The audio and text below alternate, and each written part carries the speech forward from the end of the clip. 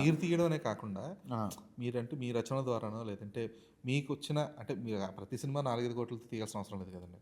కొన్ని సినిమాలు ఏదో అందరూ కొత్త వాళ్ళతో మినిమల్ బడ్జెట్లో నేను అలాగే నేను ఇప్పుడు కూడా అదే నేను ఎప్పుడు దానికి కట్టుబడి ఉన్నాను. సో పలాస తీసిన బడ్జెట్కి శ్రీదేవి సోలో సెంటర్ బడ్జెట్కి సంబంధం లేదు. దాని తర్వాత ఇమీడియట్గా మళ్ళీ కళాపురం అనేది చాలా చిన్న బడ్జెట్ సినిమా. కళాపురం తర్వాత మళ్ళీ చేసిన మట్కా అనేది చాలా భారీ బడ్జెట్ సినిమా.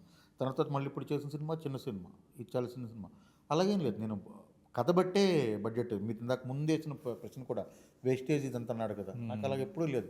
ఇప్పుడు నేను నెక్స్ట్ సినిమా 30-40 కోట్లు ఉంటే కానీ చేయను అనేది ఏం లేదు. నాకు 2 కోట్లతో కథ చేయాలని ఉంది, 5 కోట్ల కథ చేయాలని ఉంది, 15 కోట్ల కథ చేయాలని ఉంది. డిపెండ్స్. ఓకే.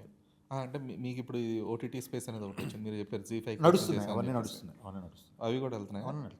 ఓకే, అందుకని చెప్తున్నాను. ఇప్పుడు నేను ఏంటంటే 50-50లో మీకు మొత్తం చెప్పలేను, చెప్పకుండా ఉండలేను. అది ఆఫ్ ద రికార్డ్ చెప్పగలను తప్ప ఆన్ ద రికార్డ్ చెప్పలేను. ఓకే.